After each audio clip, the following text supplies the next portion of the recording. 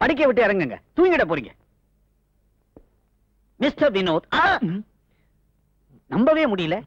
கண்ணு பாக்குது, காது கேக்குது, மூக்கு தொலை வழியா மூச்சு வருது, இமைகள் ரெண்டும் படபடக்குது, இருதயம் துடி துடிக்குது, நாடி சரியா இருக்குது, பாடி சரியா இருக்குது, நோய் இல்ல, நொடி இல்ல, இரும்ப தின்னாலும் செரிக்கிற வயிறு, எந்த பொண்ணும் விரும்புற வயசு. இதுக்கு மேலேயும் ஒரு நோய் இருக்குதுன்னா அது நிச்சயமா வெளிநாட்டு நோயாத்தான் இருக்கு. இந்த ஆள் இதுக்கு முன்னாடி லேகியம் ஏதாவது வித்திருப்பானு. அதுல தொண்டை தான் சார் சரியில்லை. தொண்டையா? நல்லா தானே இருக்குது.